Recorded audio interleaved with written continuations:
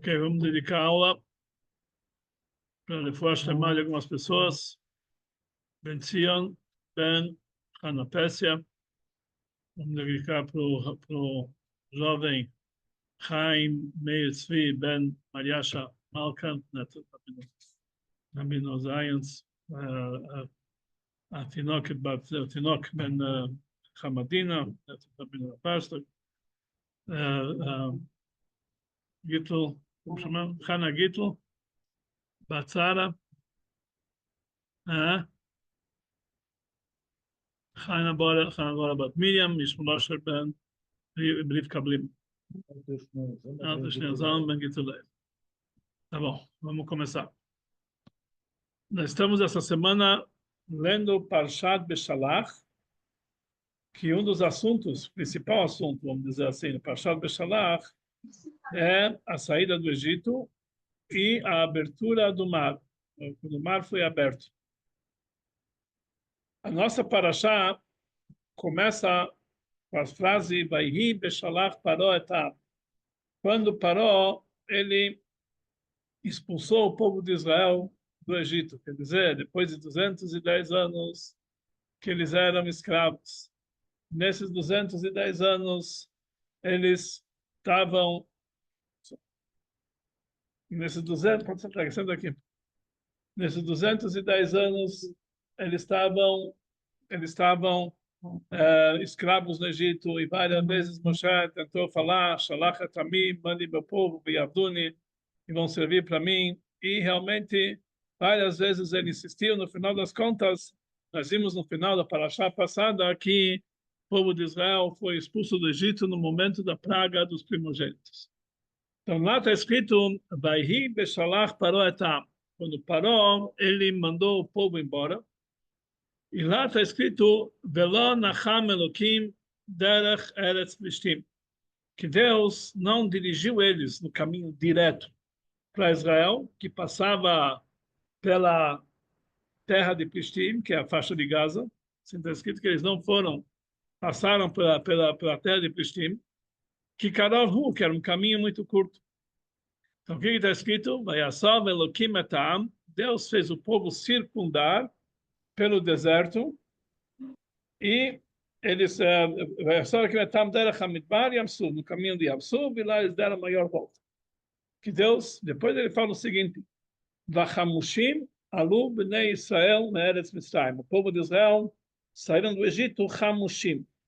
A tradução da palavra Chamushim, na verdade, quer dizer armados. Eles foram armados. Mas aqui não quer dizer armados de arma. Eles foram armados com todas as suas... Eles foram armados com toda a sua, com todas as suas necessidades, para que eles pudessem passar o deserto, que na verdade eles deram a volta pelo deserto. Bachamushim, eles tiveram que sair de lá armados com todas as suas necessidades.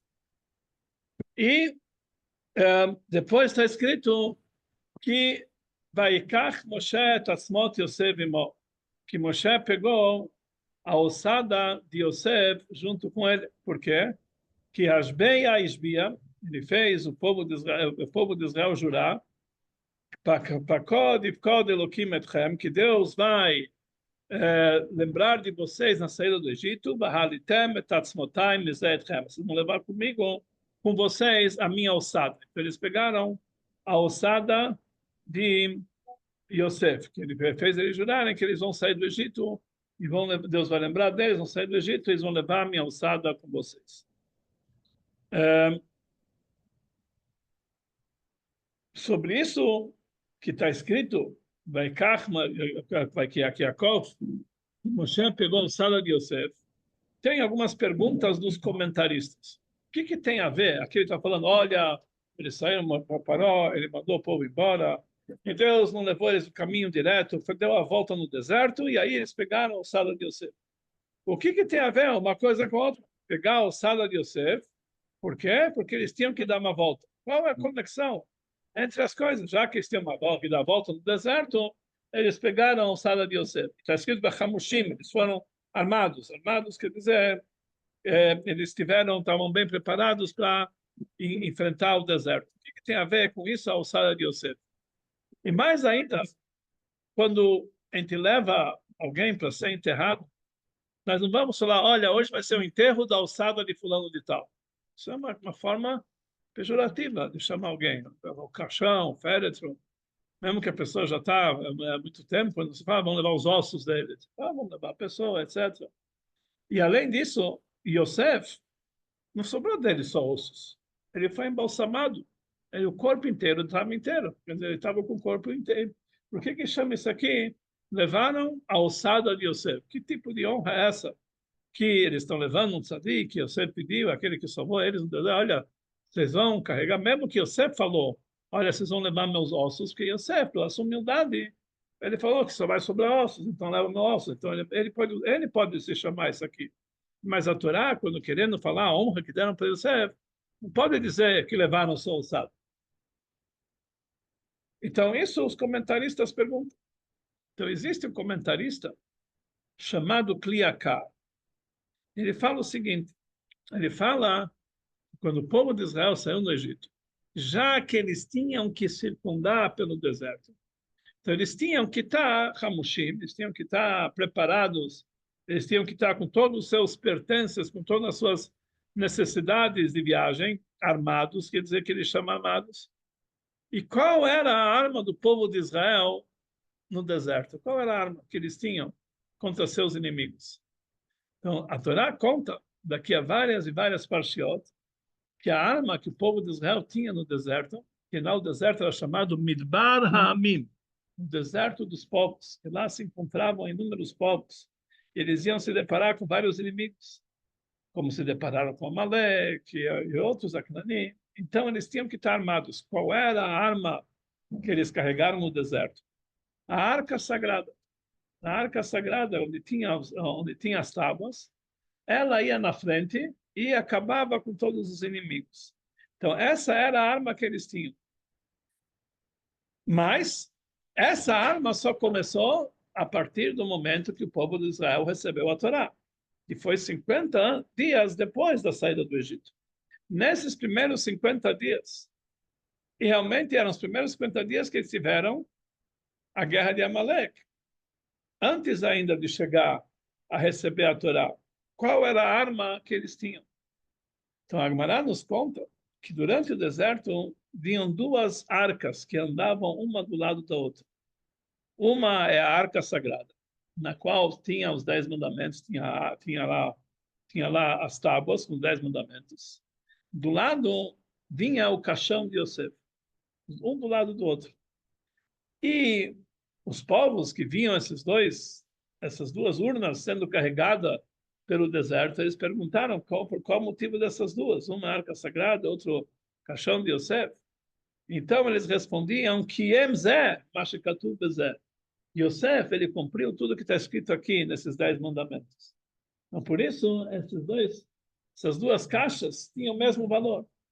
Então, antes deles receberem a Torá no Monte Sinai, antes deles terem a arca sagrada com os 10 mandamentos, qual era a arma que eles tinham, a única? Era o caixão de Yosef. Então, isso assim fala para nós o Kliakar, que essa é a sequência. Sabe por que eles levaram o caixão de Yosef? Porque eles deram a volta no deserto. Eles tinham que ir armados. Eles ainda não tinham a arca sagrada. E a única arma que eles teriam é o caixão de Yosef, que lá se encontrava, era como se estivesse carregando os 10 mandamentos. E aí, então, se essa explicação fica mais difícil, será tão honrado assim o caixão de Yosef, que era igual à arca sagrada? Por que a Torá chama isso aqui Atzmot Yosef, a ossada de Yosef? Uma linguagem pejorativa. Se era tão importante, devia chamar a tumba de Yosef, o caixão de Yosef, sim, alguma coisa, a arca de Yosef, mas não a ossada de Yosef. Por que ele usa essa linguagem? A ossada de Yosef. E fica mais aqui, novamente, essa pergunta. Aí nós temos uma explicação do Rebbe. O Rebbe dá uma explicação, elucida todos os problemas. A palavra atzmot, ossada, pode ser lida de uma outra forma, atzmut. Atzmut é a essência. eles levaram Atzmut Yosef, a essência de Yosef. Mesmo se nós vamos traduzir como ossada, os ossos é a parte mais dura do nosso corpo. A carne, o sebo, a gordura, tudo isso é mole. O que dá a estrutura do corpo humano, a firmeza do corpo humano são os ossos. Então, mesmo que nós vamos traduzir aqui como os ossos, quer dizer a firmeza de Yosef. Principalmente, nós vamos ler Atzmut, a essência de Yosef. O que simbolizava Yosef. É isso que o povo de Israel foi carregar para o deserto. Atzmut Yosef não é os ossos de Yosef. Aqui nós estamos falando da essência, do poder, da força de Yosef, o que significava Yosef. Isso eles levaram para o deserto. O que significava Yosef. E o que isso tem a ver com o deserto? O deserto que o povo de Israel ele foi enfrentar, ele é chamado Midbar Ha'amim, o deserto dos povos, que lá simbolizava todos os povos idólatras do mundo, esse deserto. E isso significa também, esse deserto, todo o exílio que o povo de Israel vai passar. A peregrinação pelo deserto simboliza a peregrinação do povo de Israel pelo exílio durante todos os exílios que eles passaram. Da mesma forma que no final da viagem pelo deserto, eles entraram na Terra Santa, o objetivo final do exílio é voltar para a Terra Santa. Então, esse deserto simboliza o exílio. E a Torá relata como era esse deserto. Nahash, fala que esse deserto que eles passaram, ele tinha lá Nahash, Saraf, Beakrav, Vetzimaon, Asher Mai. Lá tem cobras, serpentes, ninjas, que serpentes fortes. Lá tem escorpiões. Lá tem uma sede que não tem água. Tudo isso, a tradução literária é que realmente esses animais tinham lá. Mas é algo muito mais profundo. Nahash, Sarav, Akrav, simboliza as três forças da impureza máxima. Que nós temos na impureza máxima, que é simbolizado pelo Yetzer Hara, a arma dele é essas três: cobra, serpente e escorpião. A cobra, ela tem um veneno que quando ela pica a pessoa queima por dentro. A serpente queima mais ainda. E escorpião, o serpente dele é gelado, só fica gelado quando quando é mordido por escorpião. Então, esses três animais simbolizam o trabalho do Yetzer Hara. O Yetzer Hara, ele faz duas coisas. Ele traz um calor enorme em assuntos mundanos, prazeres materiais, a gula, o desejo, prazeres imorais, tudo com grande calor, com grande ímpeto. Isso é a cobra e a serpente. E, por outro lado, assuntos espirituais, ele resfria. Para que colocar a Benutá? Para que colocar... Não tá, você não está nesse nível. Isso é o escorpião. Ele resfria a pessoa para não fazer as mitzvot como tem que ser. Em assuntos materiais, ele esquenta a pessoa. Em assuntos espirituais. Então, esse deserto que eles iam enfrentar, além de simbolizar todo o exílio em todas as gerações, também é chamado Midbar Amim, onde se encontravam todos os povos idólatras. Simbolizam essas três forças negativas do Yetzer Hara. E isso causa uma sede na pessoa. Uma sede quer dizer uma vontade que ele quer uma pessoa que na vida inteira ele se dedica a assuntos mundanos e assuntos espirituais com frieza. Então ele tem uma sede para algo mais elevado. Mas ele não tem água. Água quer dizer Torá. Ele sabe que está procurando alguma coisa, mas ele não quer, não sabe o que ele está procurando. É, na verdade, a Torá. Quantas pessoas nós temos no exército de Israel, depois que termina o exército, os mochileiros que eles vão para o mundo, e vão procurar algum prazer exótico na Índia, no final, lá na Tailândia, no final, no Everest, vão Nepal, vão procurar coisas, gurus, etc. Eles vão atrás de coisas que eles estão querendo alguma coisa. É uma sede. E no final eles acabam encontrando o Beit Chabad, encontrando o que eles queriam no vida dele. Vetzimaon Asher Emai. deserto simboliza a cobra, o escorpião, o calor de assuntos mundanos, os prazeres materiais, a frieza espiritual e uma sede que eles não sabem que é essa sede de água. Isso é o deserto. Então, o deserto simbolizava um lado negativo. O povo de Israel, para entrar na terra de Israel, eles tinham que passar pelo deserto, que é algo negativo. Por que era necessário isso aqui? Porque o deserto, como nós falamos, ele simboliza o exílio. Todo o motivo que o povo de Israel está no exílio é ir atrás das faíscas divinas perdidas que estão perdidas no mundo material e no mundo do exílio, é levar aquilo para a santidade, para fazer para Deus uma moradia para o mundo. Isso é preparação para a Mashiach. Essa é a preparação para entrar na terra de Israel. É levar os níveis de as faíscas mais baixas, que caíram no nível mais baixo, e levar aquilo para a santidade, fazer para Deus uma moradia nesse mundo inferior. Então, isso simboliza a viagem pelo deserto.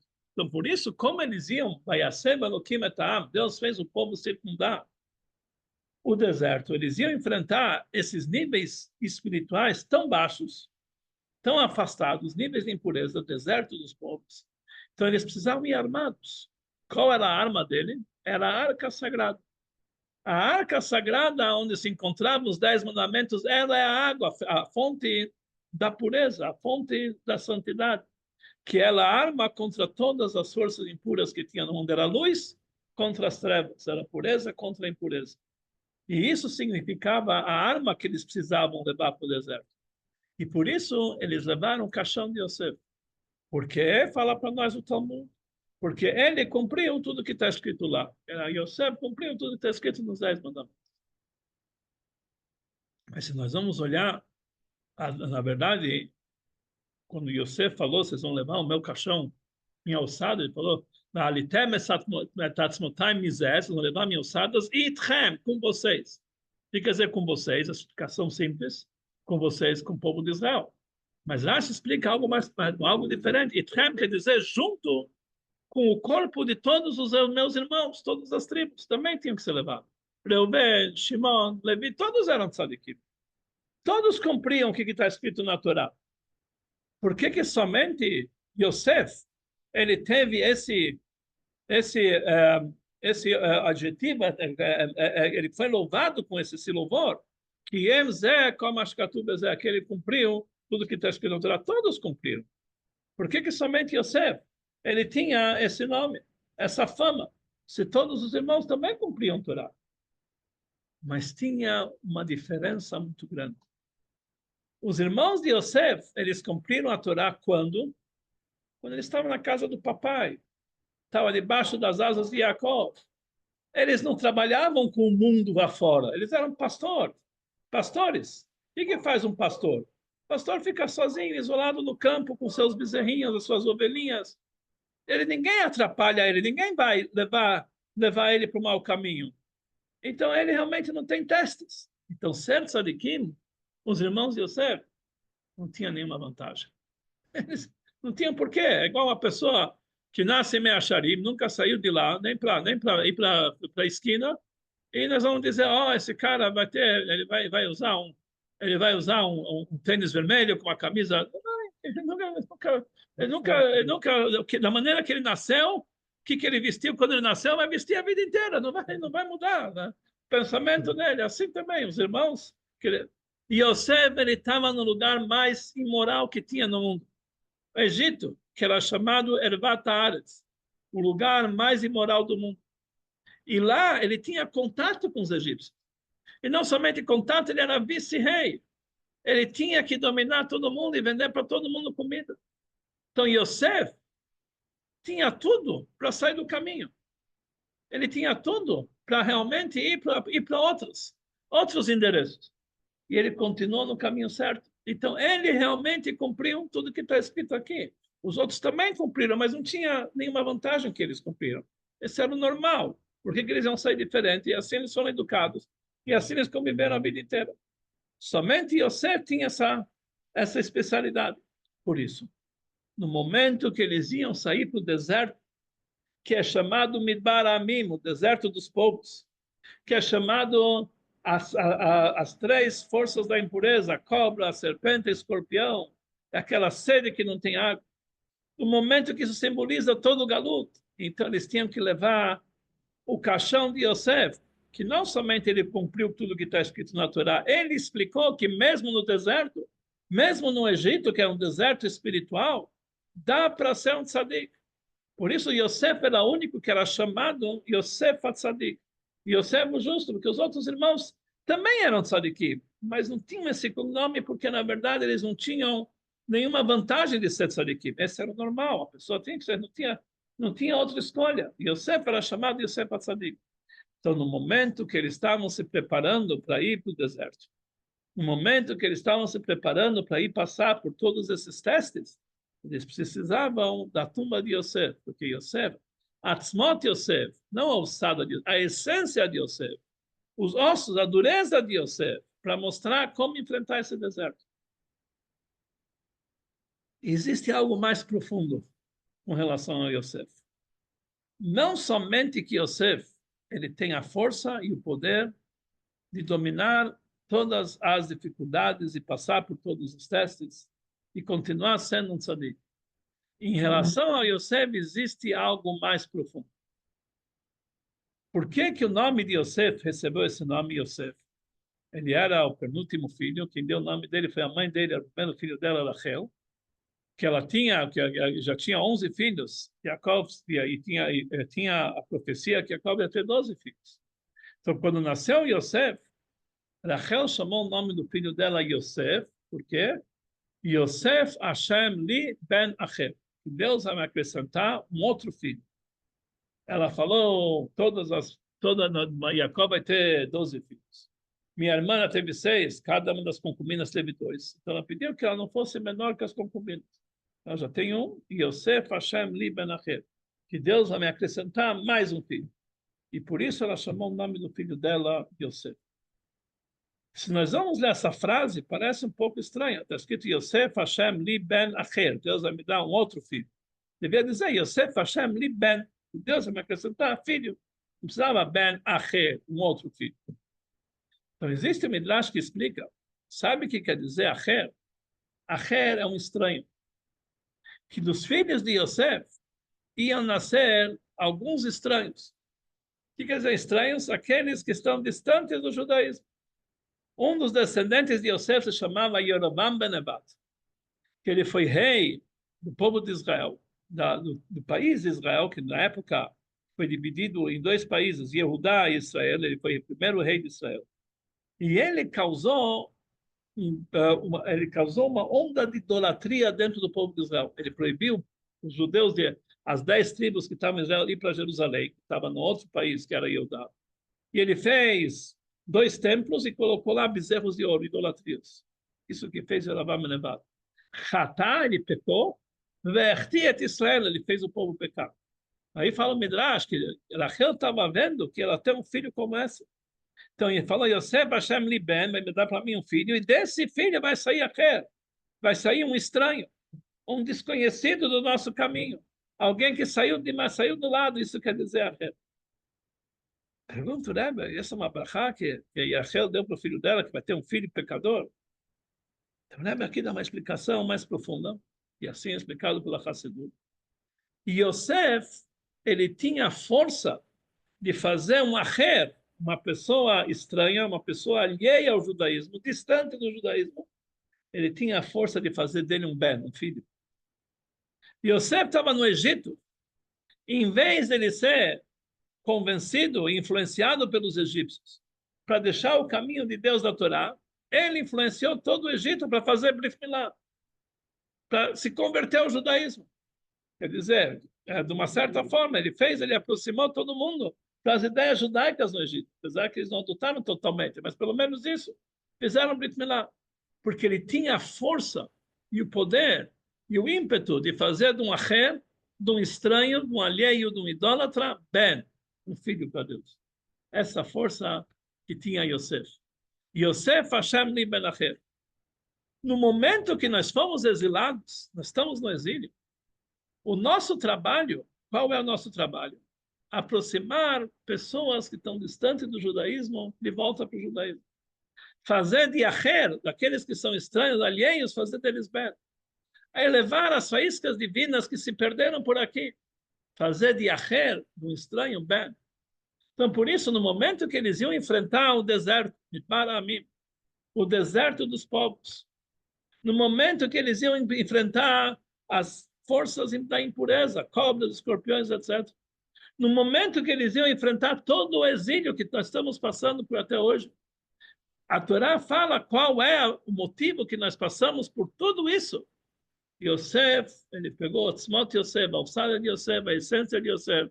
E todo o objetivo é Yosef Hashem li ben Acher, que Deus faça no Acher de todas as forças estranhas, afastadas e totalmente negativas, que façam dela bem. Aproximar para Deus, para que façam bem, um filho de Acher façam bem. E por isso está escrito que Moshe pegou a Tatzmot Yosef Imo. Ele pegou o caixão de Yosef, que essa era a arma dele, a essência de Yosef, a alçada de Yosef, a força de Yosef, a essência de Yosef, aquele poder que ele tinha de aproximar os mais afastados, de transformar o negativo em positivo. E isso eles precisavam dessa força para enfrentar o deserto pelo qual eles passaram. Yosef Hashem li ben Acher. Isso é o começo da Parashá. No final da Parashá, nós encontramos uma ideia parecida. Como termina a Parashá de Beshalach? Depois que houve a abertura do mar, depois nós já estavam no deserto, já tiveram maná, tem que lembrar amanhã maná para Parnassá, eles tiveram tudo isso aqui, no final da história está escrito Vayavó Amalek, veio Amalek. Vailachem im Israel bilfidim. Ele fez a guerra com o povo de Israel em Refidim. E aí, naquele momento, Deus falou para Moshe, sai para guerrear com Amalek. Fala para Yoshua, vai guerrear com Amalek. O que de repente aparece aqui Yoshua? Quem era o líder do povo de Israel? Moshe. E Yoshua não estava nos planos ainda. Yoshua, depois de 40 anos que estava no deserto, ele substituiu Moshe. Mas agora, o que é Yoshua que tem que fazer essa guerra contra Amalek? Que de repente Hashem falou, chama Yoshua, e Yoshua reuniu um exército que eles eram chamados Anshei Moshe, as pessoas de Moshe, para guerrear contra Amalek. Por que de repente aqui surge Yoshua? Mas na verdade, o Midrash fala para nós algo interessante. A Torá volta a falar de Amalek lá no livro de Dvarim, Parashat Tetzé. Lá está escrito que quando Amalek foi guerrear contra eles, ele pegou os mais fracos. Ele pegou o rabo do povo, ele pegou o rabo do povo, os mais fracos. Ele que Amalek conseguiu atacar. Porque o principal, o povão, não estava, Amalek não conseguia atacar. O que quer dizer isso? Explicará algo interessante. Durante toda a peregrinação no deserto, o povo de Israel eles estavam cercados por 7 nuvens. Essas 7 nuvens eram chamadas Ananei Akavot. Essas nuvens protegiam eles do sol, da chuva, do vento, do frio. E além disso, essas nuvens protegiam de todos os inimigos. Nenhum inimigo conseguia passar essa nuvem para atacar o povo de Israel. Todos aqueles que estavam betoch Anan, estavam dentro da nuvem, não podiam ser atacados. Então, como que Amalek então conseguiu atacar o povo de Israel?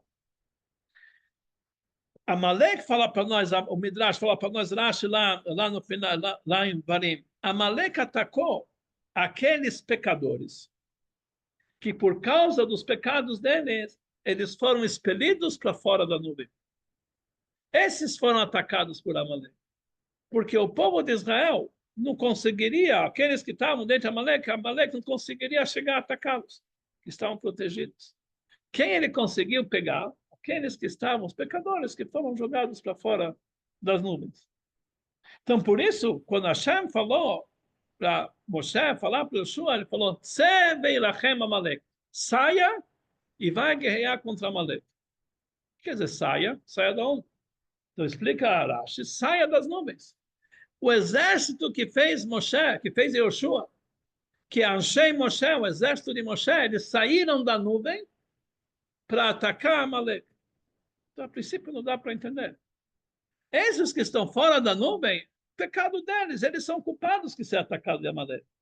Por que precisamos falar com pessoas que estão dentro das nuvens, que estão dentro do ambiente de Torá e Mitzvot? Olha, saiam da nuvem, vão proteger os seus irmãos, aqueles pecadores que foram expelidos para fora.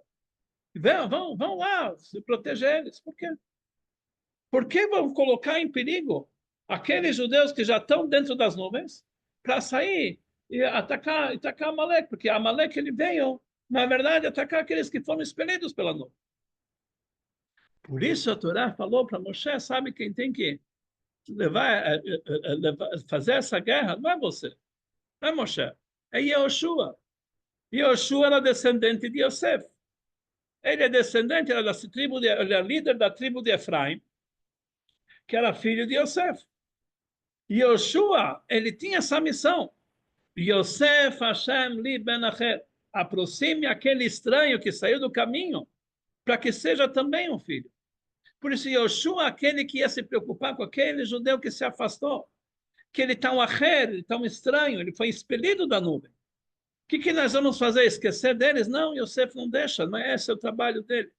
Yosef Hashem li ben acher, Yosef é aquele que vai aproximar aqueles que foram expelidos da nuvem, aqueles que foram banidos, aqueles que pecaram. Ele quer pegar esses acher, esses estranhos, e trazer eles para dentro. Vocês são meus bens, vocês são filhos também de Deus.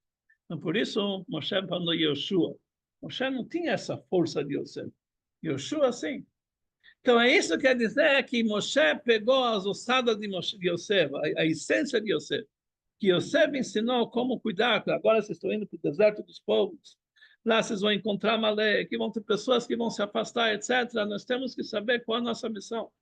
Aproximar aqueles que estão afastados e trazer eles para perto da gente. Esse é o trabalho de Yosef, e assim também encarnou Yoshua, que era descendente de Yosef, que o trabalho dele era aproximar até mesmo judeus que estão totalmente, que são chamados Acher, e transformar eles num bem, transformar eles num filho. Esse é o trabalho de Yosef. E há essa ligação do início da Parashá com o final da Parashá. Agora tem um assunto a mais que nós vamos conectar com a Parashá. Sempre, Parashat Beshalach, nós lemos no mês de Shvat. Mês de Shvat. O mês de Shvat está escrito nos livros sagrados que cada mês do ano, temos 12 meses do ano, está ligado com uma das 12 tribos, uns dos 12 filhos de um dos filhos de Yaakov. Então, o primeiro mês na contabilidade judaica é Nissan, está ligado com Reuven, o primeiro filho. Iyar, o segundo filho, Shimon, e assim por diante. O 11º mês é o mês de Shvat. Quem é o responsável do mês de Shvat? Penúltimo filho. Quem é o penúltimo filho? Yosef. Yosef está ligado com o mês de Shvat. Quando nós lemos sobre a Parashat Beshalach no mês de Shvat, que ela pegou a ossada de Yosef, que é a essência de Yosef, está ligado com o mês de Shvat, que é o mês, a tribo de Yosef, eles são o responsável do mês de Shvat. E além disso, que consta nos Midrash, nos livros, que realmente os 12 meses do ano estão ligados com 12 tribos, com as 12 tribos. Existe também uma outra divisão mais espiritual. Nós sabemos que o nome de Deus, Yud, Kei, Vav, Kei, é composto de 4 letrinhas. Yud, Kei, Vav, Kei. E elas têm várias combinações, dando um total de 12 combinações. 12 combinações. Normalmente seria um pouquinho mais, porque 4 fatorial é mais que 12. Quanto é 4 fatorial? É 24. Mas como nós temos duas letras reis, que são suas duas letras iguais, então a gente divide em 2. São 12 combinações. Porque quando nós falamos que 4 letras são 24 combinações, que é 4 fatorial, isso é quando nós somos 4 letras diferentes. Mas como nós temos duas letras rei que são iguais, dá um total de 12 combinações. E existe nos livros de Kabbalah que eles explicam como cada combinação diferente do nome de Deus está ligado com o mês. Existe um passuk para cada mês, que lá tem as iniciais do nome de Deus. Então, a primeira combinação é Yud, Kei, Vav, Kei. A segunda combinação é Yud, Vav, Kei, Kei, Rei, Rei. Duas vezes Rei. A terceira combinação é Yud, Rei, Rei, Vav. E assim por diante. São 12 combinações e cada uma tem um passuk.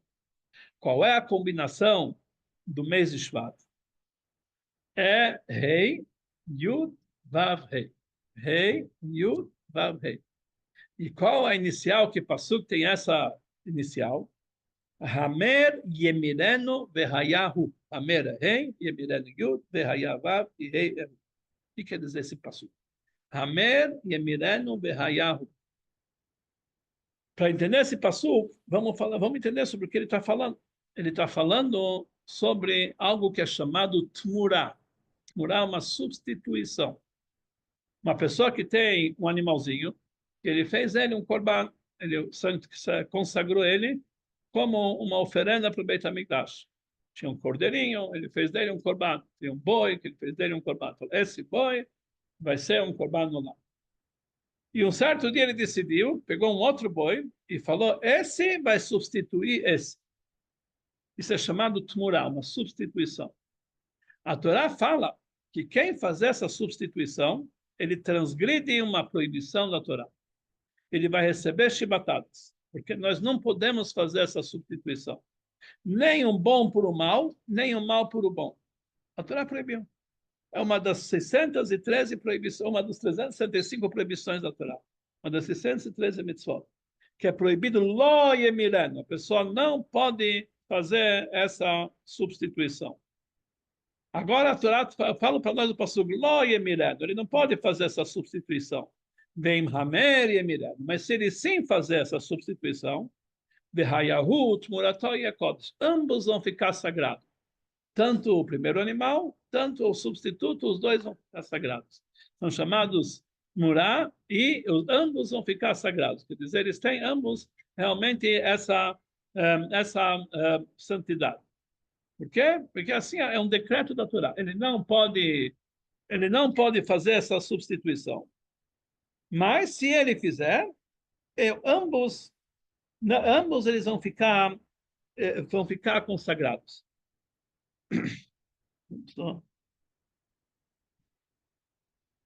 E o passuco inteiro, na sua íntegra, lo yemireno, não vai substituir.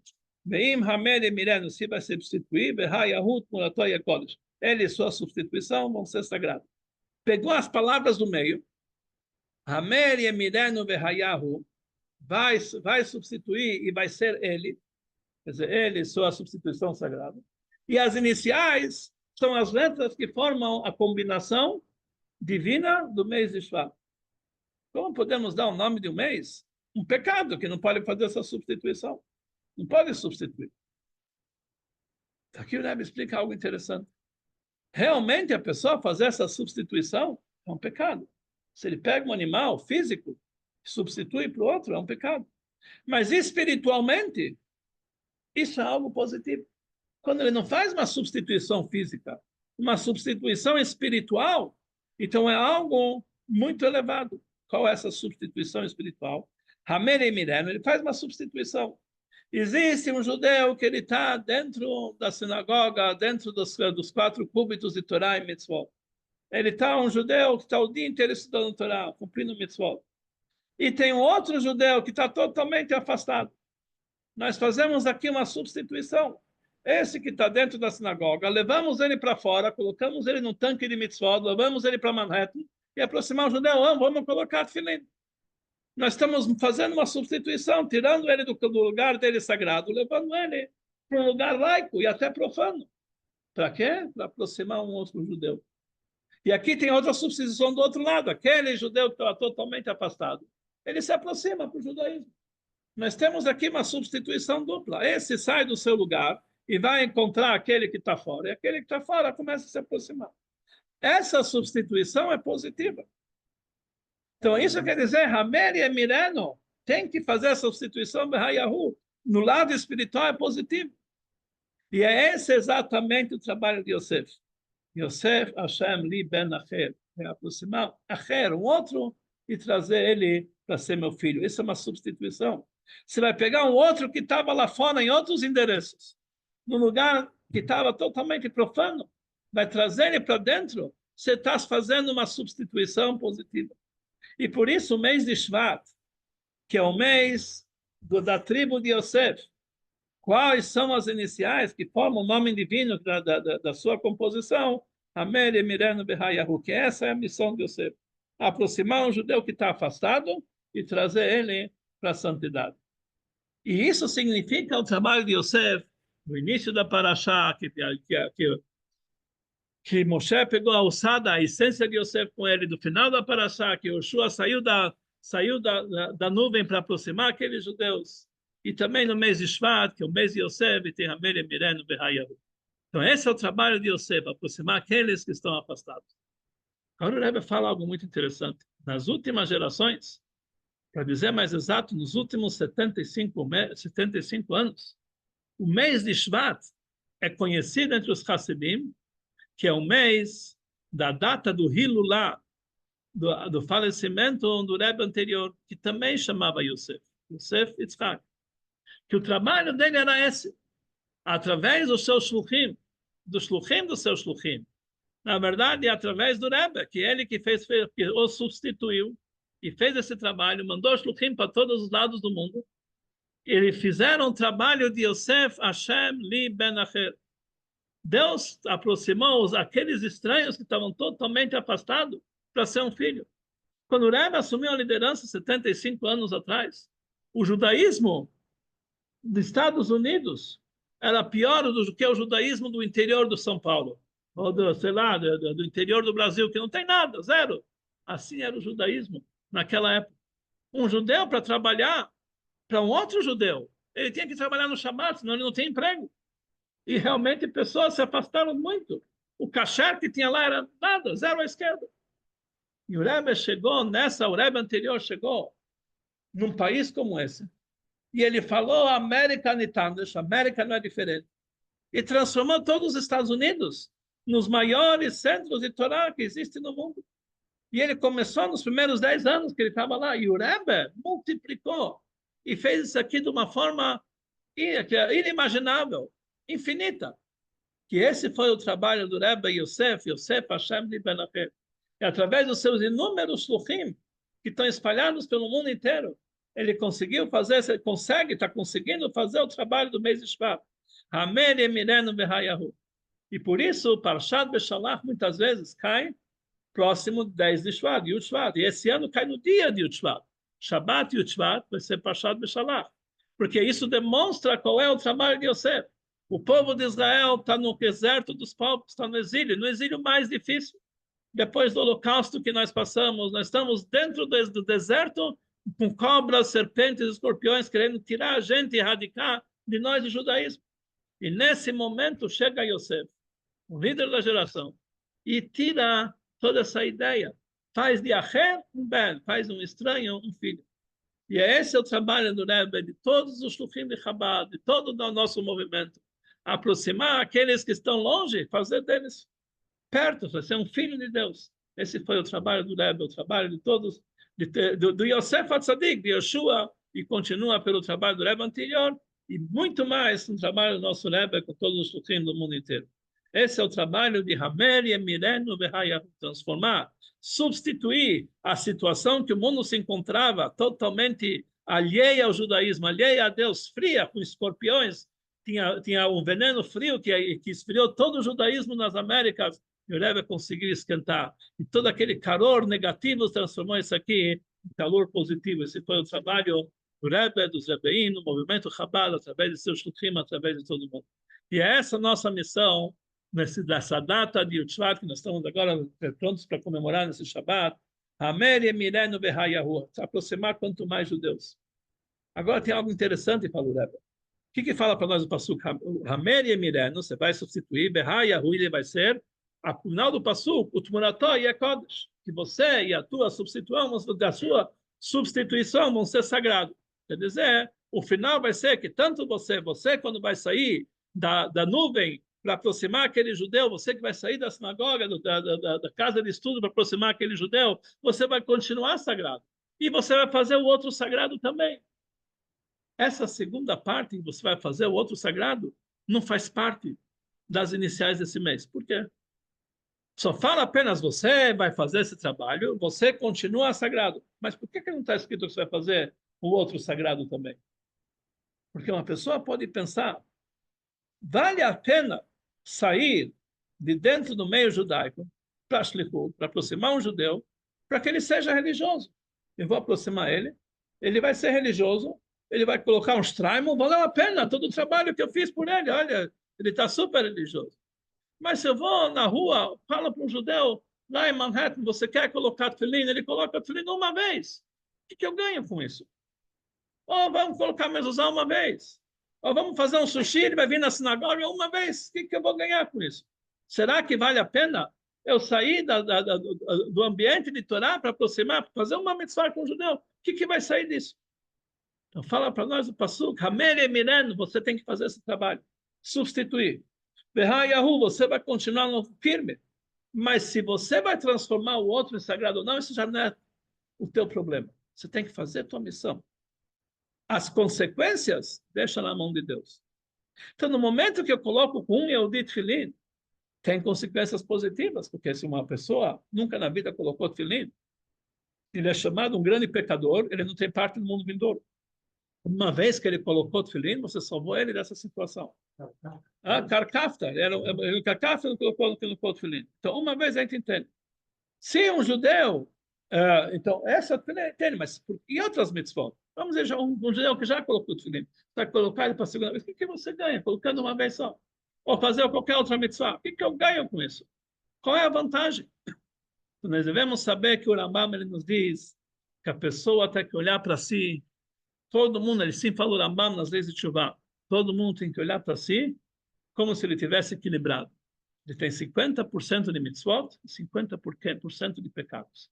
Você vai fazer uma mitzvah, ele vai contrabalancear para o lado positivo. A pessoa tem que sempre pensar assim, o que adianta uma mitzvah? Essa mitzvah vai te levar para o lado positivo. E assim também a pessoa tem que ver o mundo inteiro. Como o mundo inteiro tem 50% de boas ações e 50% de atos negativos. Você vai fazer uma mitzvah, você vai levar você e o mundo inteiro para o caminho positivo.